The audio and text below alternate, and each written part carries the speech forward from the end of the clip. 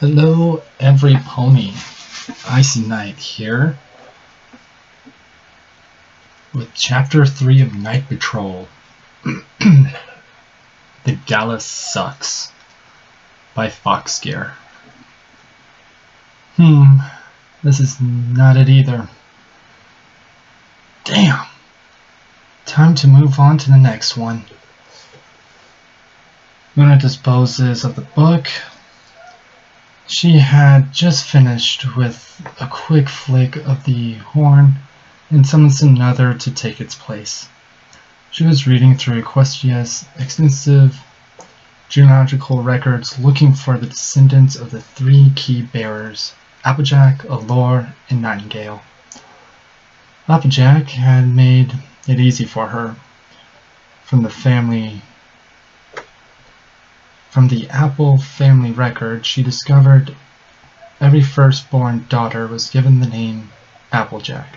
The current Applejack that had helped her free her from the bonds of Nightmare Moon would be Applejack Apple the Ninth, though she doubted the current Applejack ever referred to herself as such, as she was a bit of a mouthful. Hopefully this will be the last time the Apple family will need to confine themselves by the name. But that was too doubtful. Even if they didn't know the reason behind it, the name was a family tradition by now. Also, there was no harm in letting it continue. It's actually kind of nice to know there would always be an Applejack around to befriend. While playing the book, Luna began searching through the list of names. She was searching for Allure's bloodline now, something that was bound to be much more difficult than Applejack's. She found Allure's name and began to follow the bloodlines. The tip of her horn ran down the extensive family tree to the present, finding that Allure's family had changed locations many times over the centuries, moving to a new location every 100 years or so. From Canterlot to Las Pegasus, to Manhattan, back to Canterlot, and then to Ponyville. That's ironic, she said, making a note of the living family members' names and locations. From below, Celestia's voice calls out, "Luna! Luna, are you in here?" "Where else would I be, sister?" Luna lazy calls back as she continues with her note-taking. She would need to visit them all to find Allure's earrings. Celestia approaches the mess that was Luna's desk, her face scrounging up at the sight of the dry piece of vanilla cake. She would mourn the waste of cake later. "I was hoping you would be outside, maybe getting to know your subjects again," Celestia implored, hoping for a favorable reaction from her sister, but only getting a casual wave. "I already had my daily spar with Spitfire. That should suffice. I have more important matters to attend to," Luna said, keeping her attention on her work, fully expecting Celestia to leave like she always did. But she didn't. Her sister continued to stand there as the minutes slowly passed by. It was a pressing thing for her sister, since such inaction would cause Timekeeper to throw a royal fit. "Is there something else? I worry for you, Luna. Not your usual self." That made something spark inside Luna, a feeling that she couldn't describe. She was certain it wasn't a happy one. Carefully, Luna set her book aside, being sure to bookmark the page, and turns to give her sister her full attention. "Not my usual self. May I dare ask what thy usual self is? For certain do not, at least not in these new times I find myself in. Usually I would be inspecting the soldiers under my command and preparing them for the night's hunt, Or I would be teaching the foals of the castle or reviewing policies. But there are no monsters to hunt while the foals go to their schools, and my opinion on policy seems to be out of date according to today's mindset. So tell me, dear sister, what is my usual self? There was a lot of heat in Luna's tone. Heat Celestia hadn't been expecting.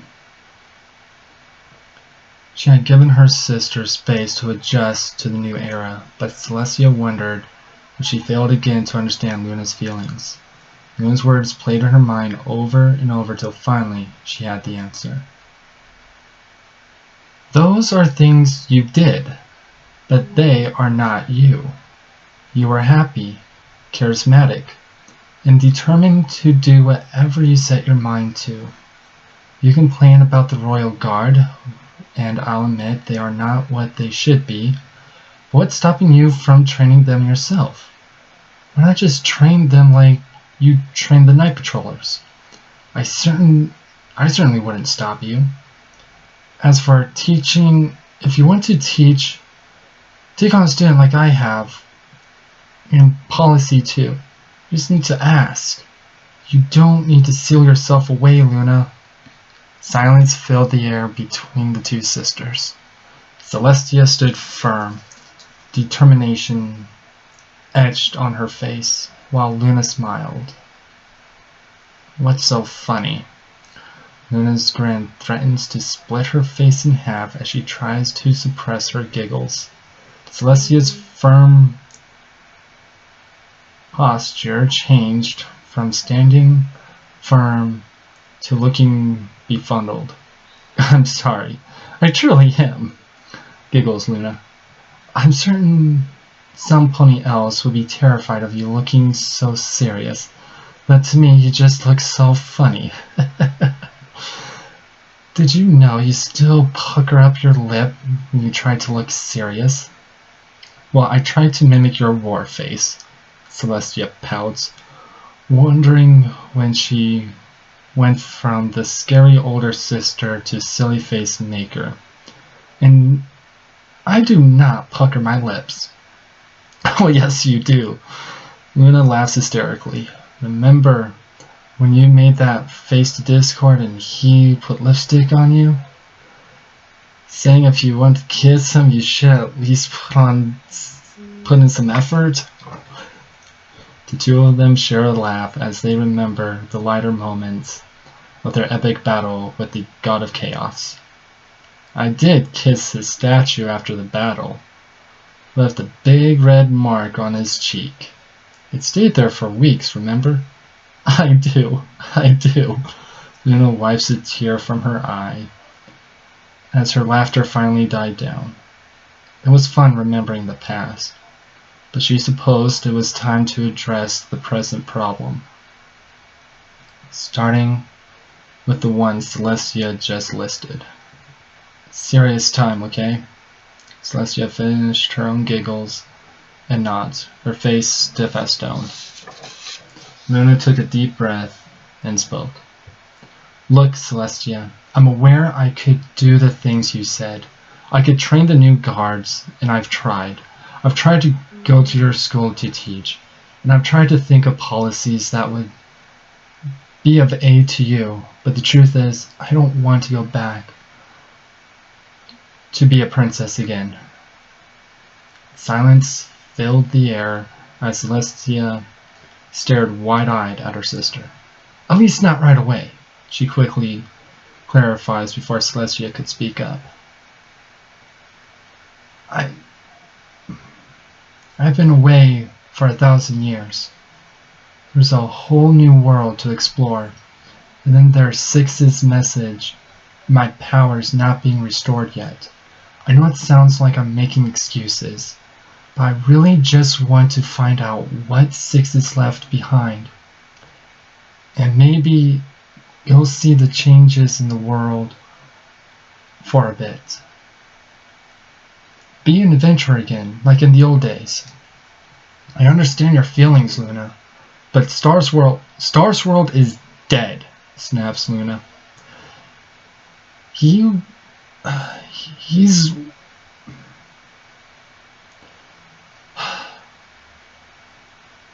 He was the one that forced this role upon us, saying that once things settled down, we could return to our lives once the tribes could take care of themselves again. Well, that never really happened, did it? But he got to do whatever he wanted.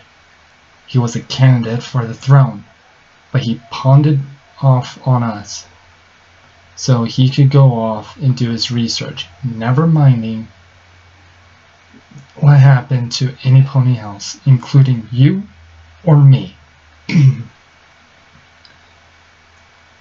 If there was a retribution to Luna's words regarding Star's world, Celestia did not know it. Despite having much respect for the unicorn still, she harbored feelings of betrayal against him for what he did. But that was just the way friendship was to Star's world, a one-way street. Will you leave me to rule alone then? Luna looked away, then quickly met her sister's eyes. Not forever, just for now. I ask that you please tolerate my wanderlust for just a short while longer. I suppose I was foolish to think things could go back the way things were before right away. You're right. You have the right to lead your own life. I'll leave you alone. Celestia turns and began to walk away, but stops midway out the door. Will you at least consider going to the Grand Galloping Gala? You might enjoy it this year for once. Twilight and her friends will be in attendance. I will consider it. Luna answers neutrally and adds, You have the right to lead your own life too, Celestia. Celestia looked gratefully up to her sister with a big smile. I know, and I am.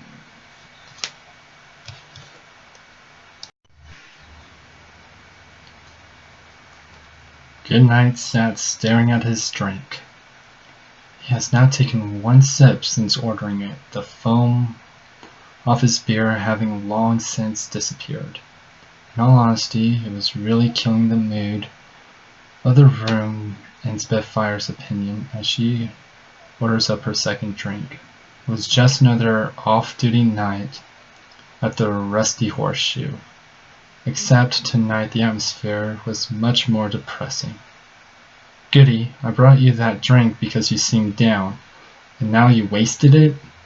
Rest of the night is on you, Spitfire grumbles, with mild annoyance about having her bits wasted. She didn't order cheap drinks. Sorry, Spitz, I'm just disappointed that you disappointed Luna. Yes, I know.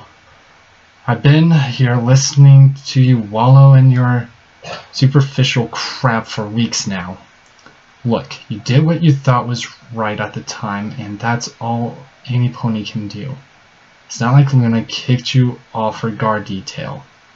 Goodnight shook his head. No, she didn't. And still, it's not easy getting the cold shoulder from Princess Luna. Spitfire's mouth pressed into a thin line as she glares at her friend. So what? So what? That's all you gotta say? Princess Luna probably hates me. I'll say it again. So what? Spitfire spat, getting right in Goodnight's face, the entire bar falling silent.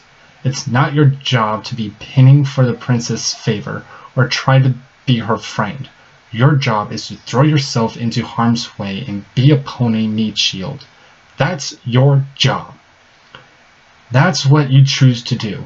If you can't do that because you think the princess might not think the kindest things about you right now, then either quit or transfer.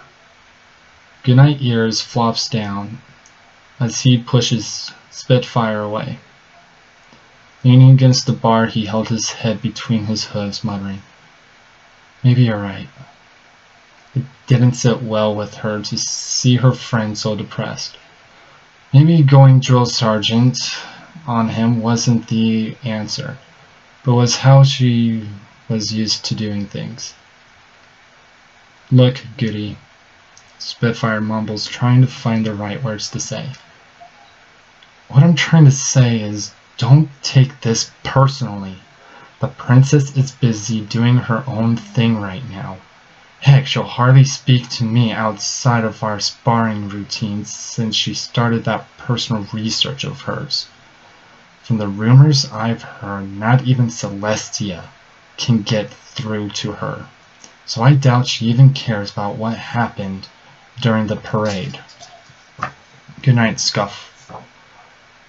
So it's okay for you to be friends with her, but not me? I didn't go trying to be her friend. It just happened," she said, narrowing her eyes at him. "You don't have feelings for Princess Luna, do you?" "What? No!" Every pony in the bar turned towards him. Goodnight lowers his voice and whispers, "No, that's not it. It's just... I was in the same unit with one of Thrice's kin. That old stallion that actually knew Luna. I used to visit their home and listen to the old stallion tell stories of her. Well, I guess I just wanted to try and relive those stories, fighting by the princess' side and being a trusted comrade and all that. It's one of the reasons I wanted to be on Luna's guard detail."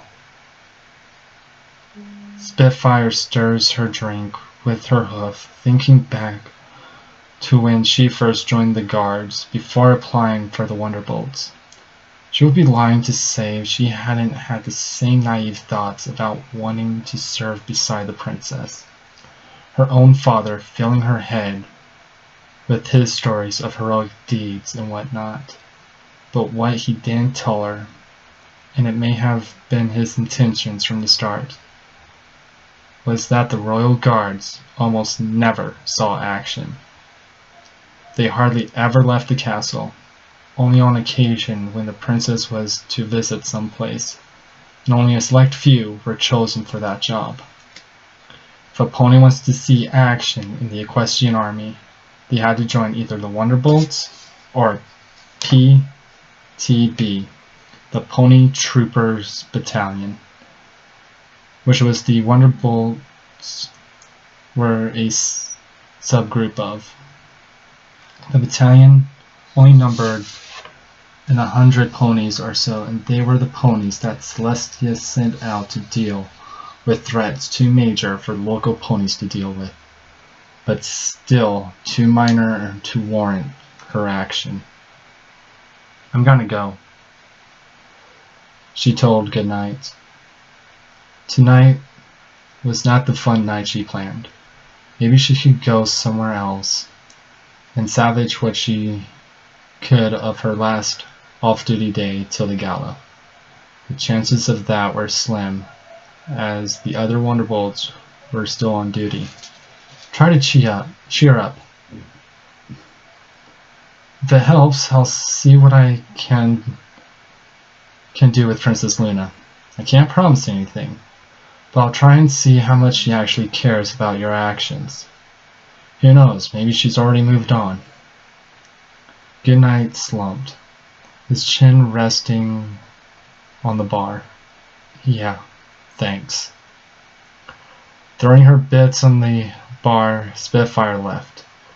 Trotting out into the cool night, she spread her wings and flew into the sky, taking in the sight of Canterlot at night.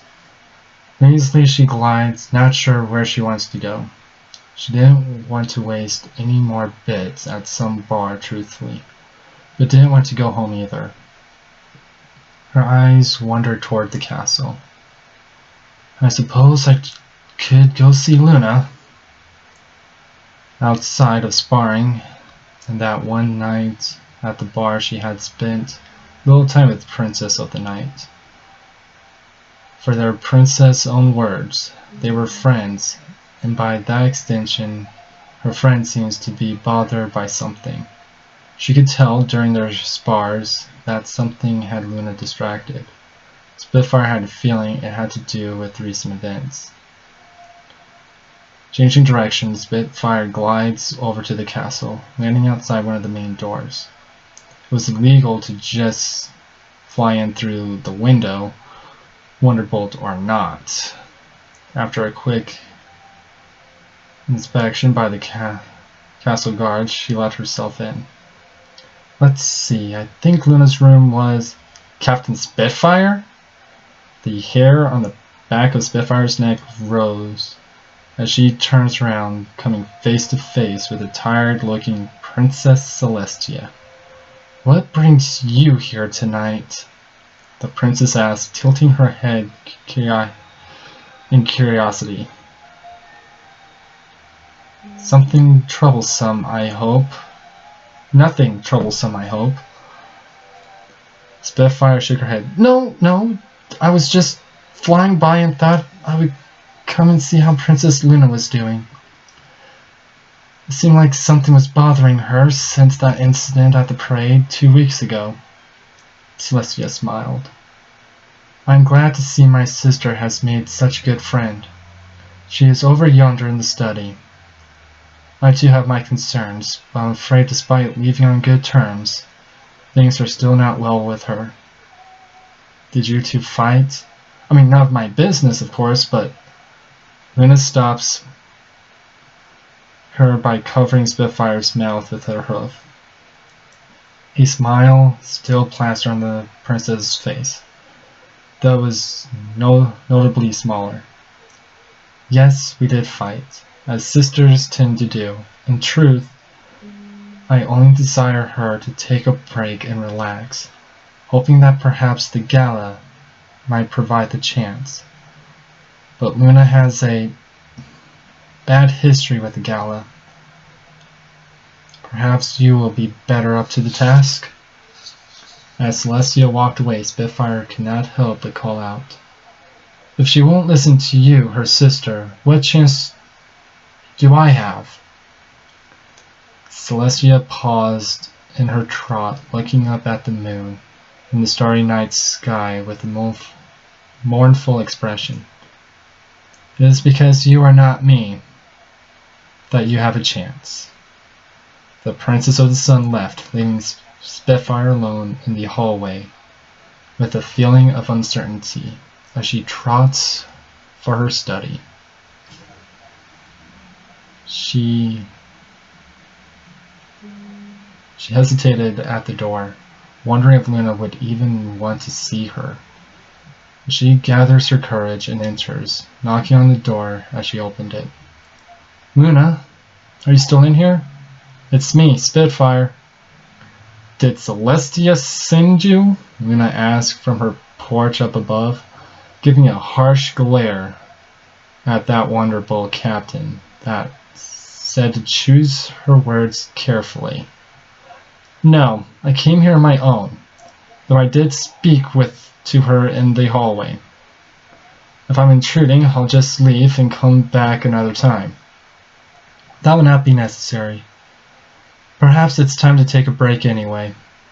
Luna levitates Spitfire up to the second level and places her on an extra stool with a cup of coffee and a brownie. Hast thou come to partake in mare talk?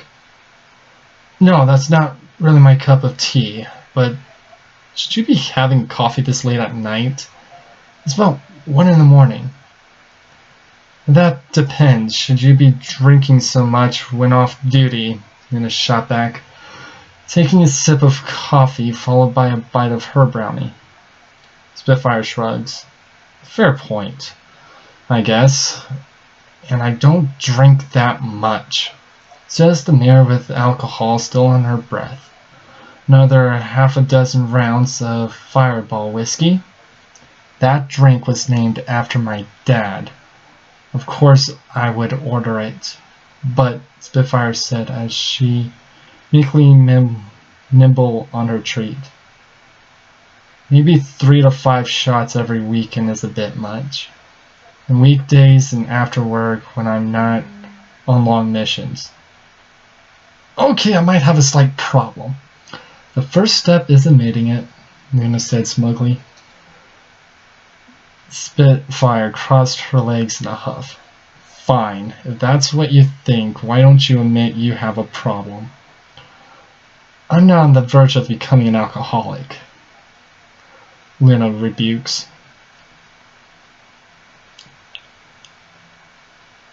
I'm not on the verge of, no, but you're practically a hermit since the parade. No pony outside of me and your sister hardly ever sees you outside of this room. It's not healthy. I fail to see how me researching Thrice's message that he fought death till the last second to tell me is a problem. If I'm to believe Thrice's message, Sixes may be alive. I understand this is important to you, and I'm not asking you to stop. No pony is. But can you at least slow down? Even if you're right and this Sixes Thrice told you about is alive somewhere, would he really want you killing yourself because of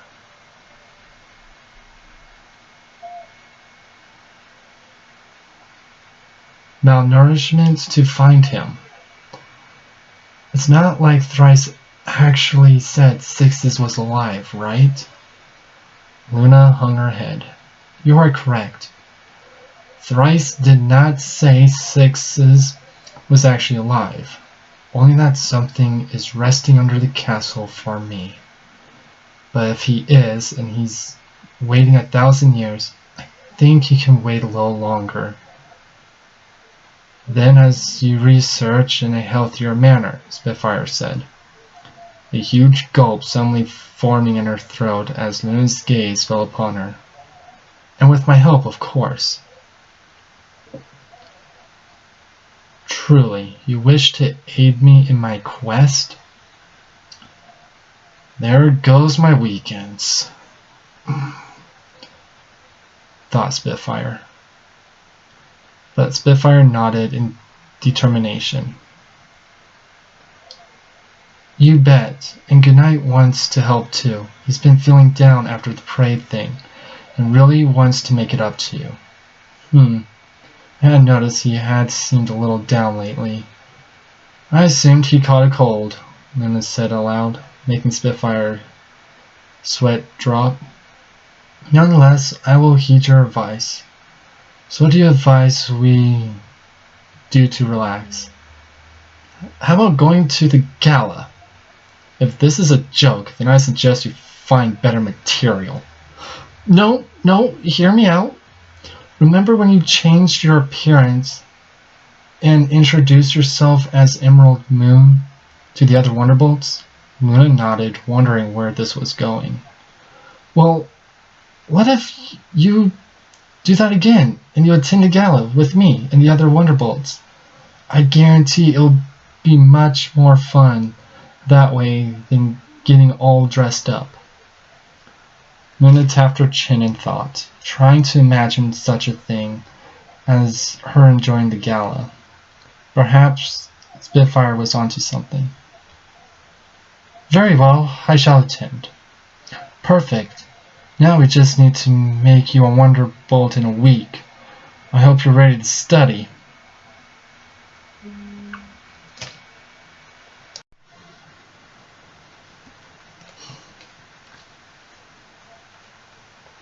The hall was lit with dazzling bright light and the chatter of Canterlot's most important ponies as they danced and made merry.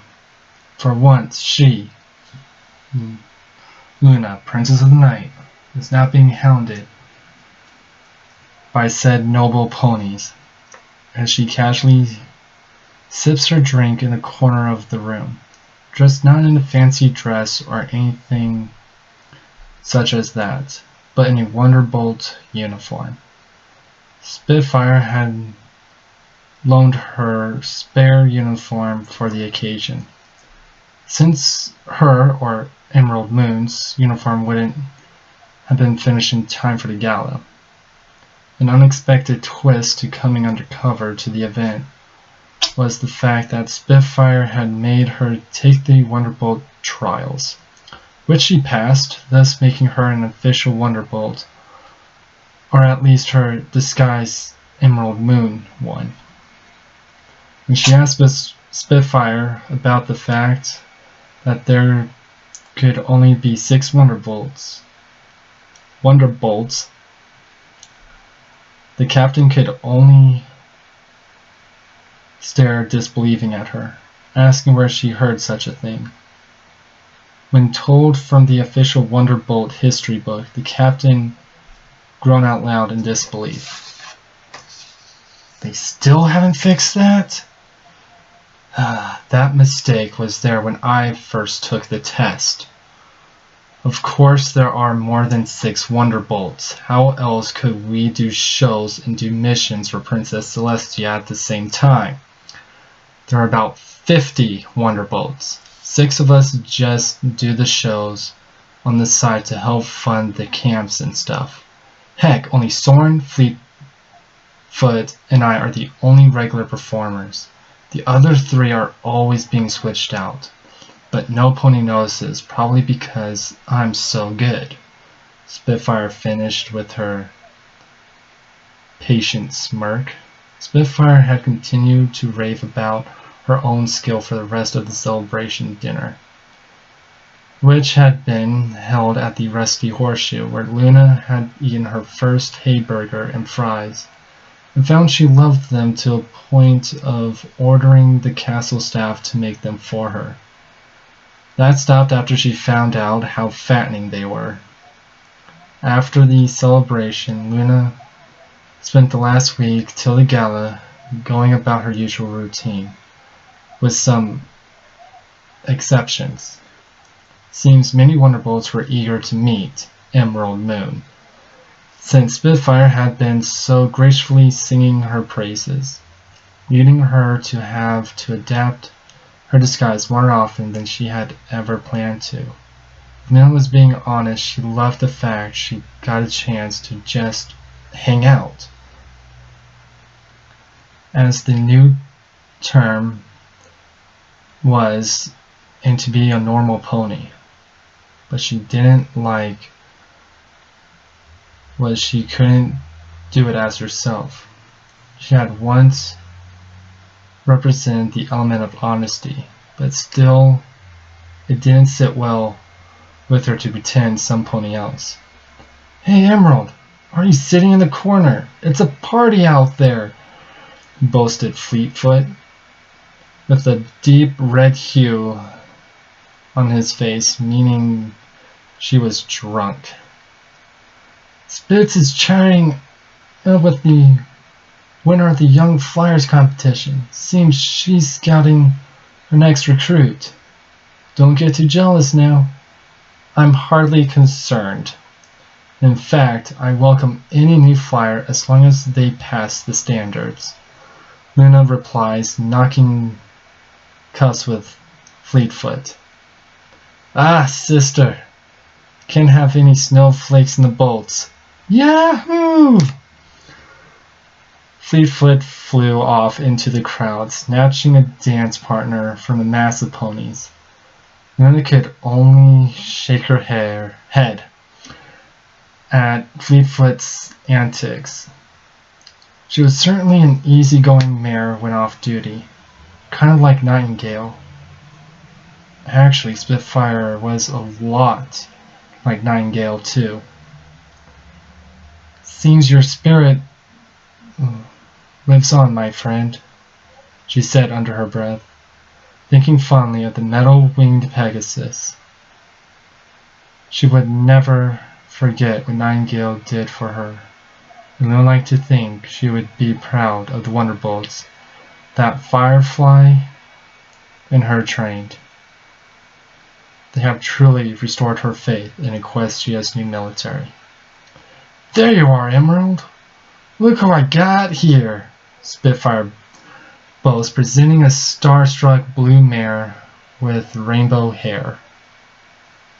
"Emerald Moon, meet Rainbow Dash, winner of the Young Flyer competition. Rainbow Dash, meet Emerald Moon, our newest Wonderbolt."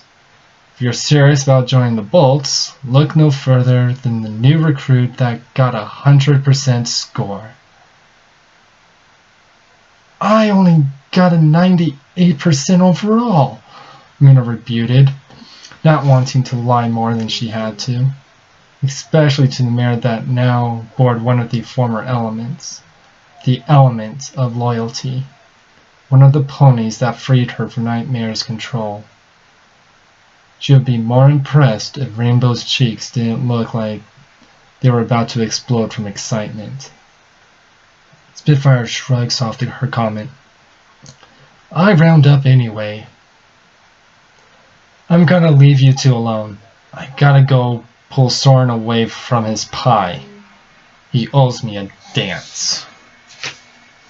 Did she just dump Rainbow Dash on me? Luna wonders as she stood nervously under the blue mare's excited gaze. It was the same look she got when she was the princess. The look of some pony thinking you were a god or something. And she didn't like it. Hi. Oh my gosh. It's so great to meet you. I mean, I never heard of you before, but Spitfire talks so highly of you, so that must mean you're really, really, really awesome! Oh, please tell me how you became a Wonderbolt. What's the greatest moment of your life, or what? Okay. She's excited. Coughing into her hoof, Luna took a moment to try and organize her thoughts. Did she tell the truth, or tell an embellishment lie? To be frank, she had enough dishonesty lately, so it was time for some truth. She hoped it doesn't sour the young Pegasus' mood too much. Well, one day I was found wandering the Wonderbolt base by accident, and I challenged Spitfire to a spar, saying if I win, she would let me go, and I won. And she later asked me to take the Wonderbolt test, and I passed, and here I am.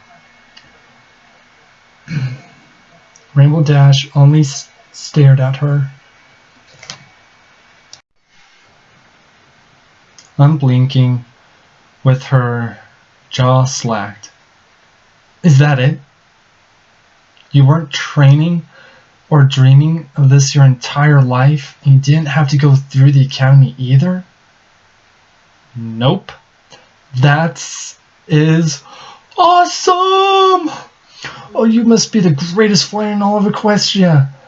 I gotta challenge you someday. Hey, if I beat you, does that mean I can bypass the academy too? That'll be so awesome! Wow, she has an ego, yet she has a charm to her too. Another one that might have Nightingale's spirit. I wouldn't be surprised if all of them were descendants of Nightingale. As Luna opens her mouth to speak, but Spitfire came back with a swaying Fleetfoot under wing. Spitfire looking none too happy with her wing pony. If Luna was into making bets, she would say Fleetfoot got in the way of Spitfire and Soren's dance. Most likely, Fleetfoot was about to do something embarrassing, and there was no way Spitfire could let it slide. And as captain, it was her job to keep up the Wonderbolt's public image. Hey, Emmy, want to help me with Fleetfoot here? She needs to lay down. Em? Do not call me that, Luna snaps at her, making every pony recoil at just how angry she sounded. Ponies turned to see what the fuss was about, making Luna hide her face beneath her bangs as she walks away, leaving Spitfire stunned. What was that about? Asked Rainbow Dash, saddened she didn't get to hear Emerald's answer to her question. I don't know, Spitfire replies dejectedly. Here, take care of her. Just don't let her end up on some stallion.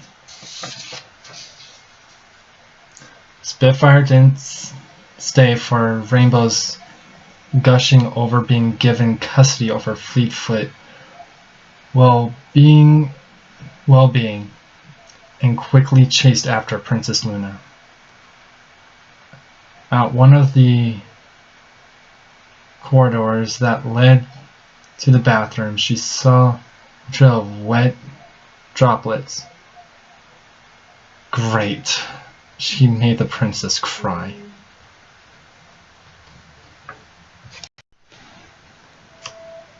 Tapping the bathroom door, she got no reply.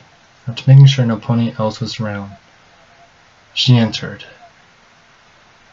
Inside, Spitfire found Luna, still in disguise, staring at the mirror with a river of tears falling from her cheeks.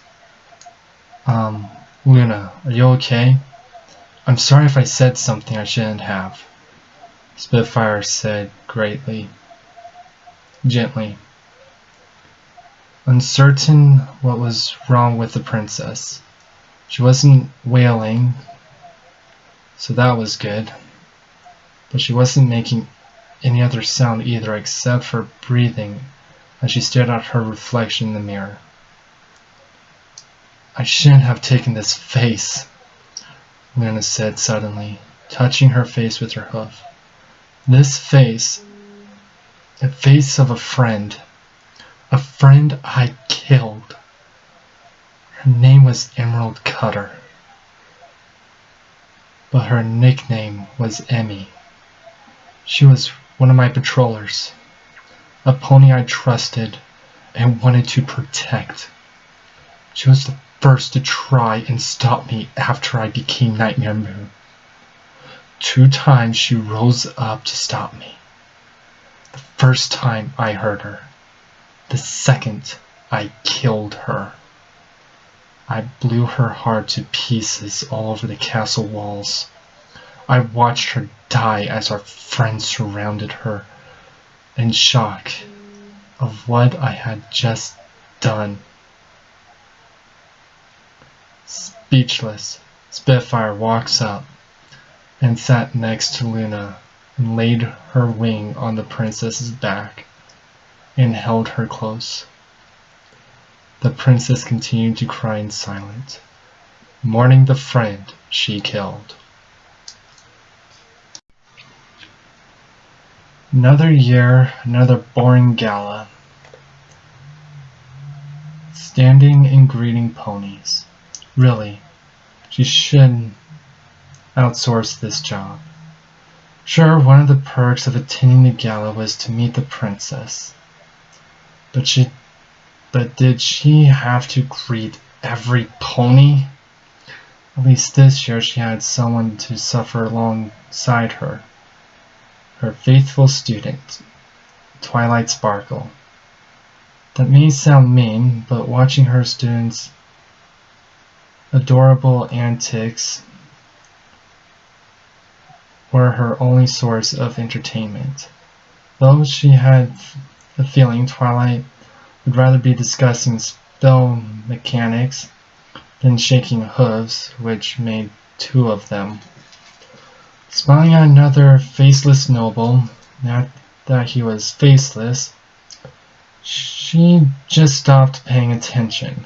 She was almost like a machine at this point. Saying, "Welcome to the gala," watched Twilight make a funny face as she was interrupted.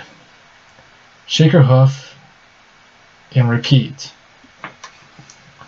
I wonder if I could make Machine Me to do this. No, the mirror pool. Make 1 mirror pool clone and teach only how to greet and shake. Hopefully no pony else finds that. Also, I should probably try and find the last of the clone pony guards and dispose them. I like the Bison and Stronghold clones, but I suppose it's time to get rid of them. I wish Shining Armor hadn't started dyeing every pony's coat white. I can't tell which ones the clones are and who are the real ponies. Princess Celestia? What are you talking about? Celestia's eyes widen as she muttering her thoughts again. Talking about what, Twilight? She smiled, hoping her student didn't overhear too much. Something about clones? Crud. Celestia smiled and patted Twilight on the head while laughing. Oh, Twilight, I was simply thinking of a book I recently read, a fiction book about clones. Certainly, I would not suggest 25% of the royal guards are actually ponies I cloned using magical pool of water. Twilight blinks. That's oddly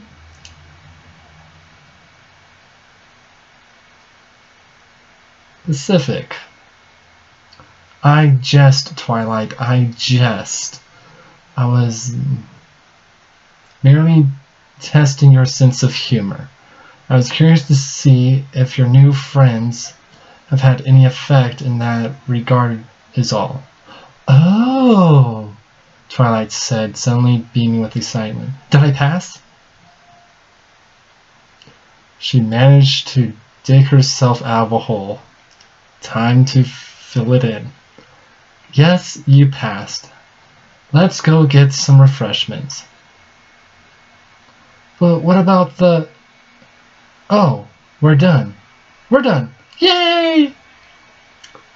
I feel her excitement, thought Celestia. Usually, she was greeting ponies till the gala ended, but with Twilight's help, she managed to get it done in half the time. I'm outsourcing that job next year. Maybe Fancy's wife can sub. She's a beautiful mare. Put a crown on her head and ponies probably can't tell the difference between her and me. Speaking of which, did I clone myself once? As Celestia and Twilight entered the main hall, they came upon a scene of chaos as animals ran rampant and ponies scurried out in a panic. A yellow mare, who Celestia recognized was Twilight's friend, came screaming in from the gardens, while a white mare screamed at Blue Blood. Both covered in cake, pillars were on the ground. It was just like the gala her second to last student attended when she brought her friends. Luckily for Twilight, who was looking ready to freak out, she knew the answer to the situation. Celestia whispered, "Run," to her adorable student, who called her friends to her, and together they all, from the rolling dumpster fire that was the gala, one of Twilight's friends breaking a glass slipper on the stairs as they ran. Celestia picked up the shattered shoe and tossed it into the trash, as she followed the 6 mares to a local donut shop where Spike was eating his fill on the sugary pastries. It was here Celestia imparted some of her vast wisdom upon the young group of mares. Oh, Twilight, the Grand Camping Gala is always awful. That's why I was glad you and your friends wanted to attend. I was hoping you could lighten things up since Luna didn't want to come. Princess Luna didn't want to attend? I mean, I can see why now. But still, she wouldn't want to meet every pony after getting back? The question, though innocent, brought about much darker memories for the Alicorn. but she had to put on the best smile to keep the lively atmosphere alive. Luna and the Gala have never mixed very well. She's had some really bad times there, like getting cow manure dumped on her by yellow blood. Really, I wanted her to come meet a certain pony tonight more than anything. Who is it that I may ask? Asked the white mare. Rarity was her name if Celestia's memory was correct. Must be some pony importance. She's important to us, Celestia answered. Though she may not know how much. She's descendant of a friend we knew long ago. I was hoping to introduce them, but perhaps tonight was not the best time. Oh, is this the pony? Do we know them? The pink one, Pinky was her name, shouted excitedly. You certainly met her, actually. There were two ponies I wanted her to meet, Celestia said, looking right at Applejack, though the others didn't seem to notice. But perhaps another time would work better. I bid you fillies good night. I must retire. Good night, Princess Celestia, they all said, quickly falling back into their conversation. Outside, Celestia orders the two guards that finally caught up to her to stand outside the donut shop and order them to make sure the group of friends made it home safe, or if it was too late, to take them back to Bonnyville and to bring them to the castle. They had plenty of room there, and it would be a long ride back to the little town by carriage. Flying up to the castle, Celestia flew into Luna's room, fully expecting to see her sister hard at work again, but instead found the room vacant. Doing a quick search spell, she found her sister's present not far away within the castle bounds, but definitely further than the kitchen or the bathroom. Did she go to the gala after all?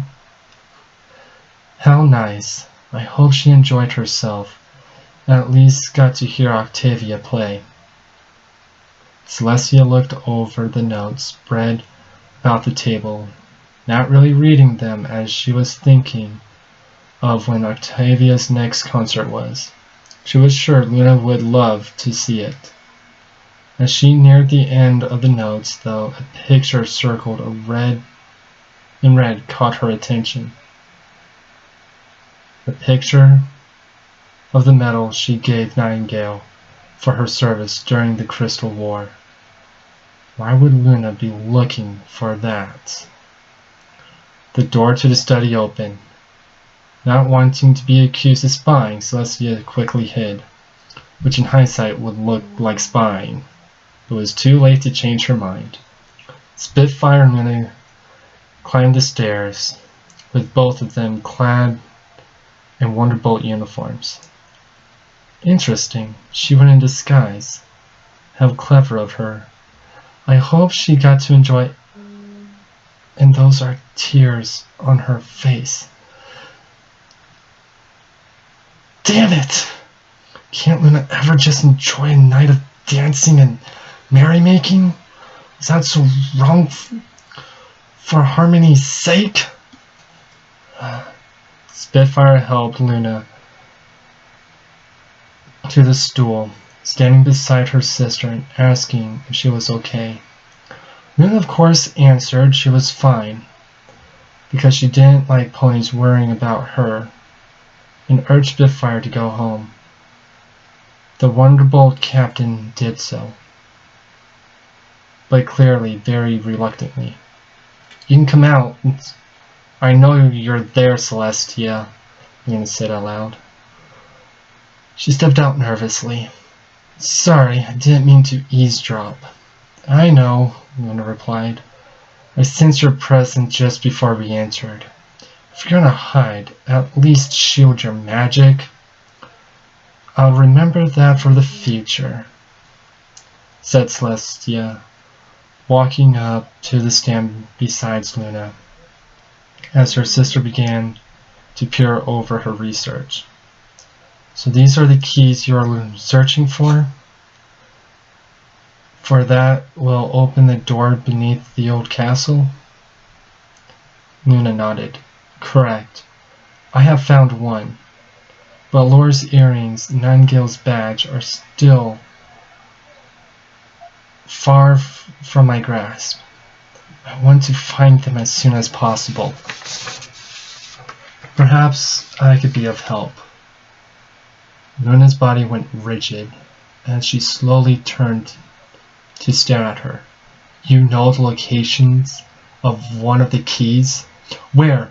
And how far along? And how long? That distrustful tone again. It saddened her to be reminded of the trust lost between them. Only till now. Had you told me what you were looking for, I would have told you right away. Celestia points to Nightingale's badge. After she left to see the world, Nightingale left her most treasured possessions to a certain pony. Who? Demanded Luna. I will tell you, but I want you to do something for me first. Before you ask, it's nothing political. I just want to spend time together. I know the moment I tell you, you will go rushing off. I want to spend just a little quality time together before you go world trotting. So, the location is outside of Equestrian's borders then. Fine, I will agree to your terms. What do you want to do? I wish for us to see a concert together.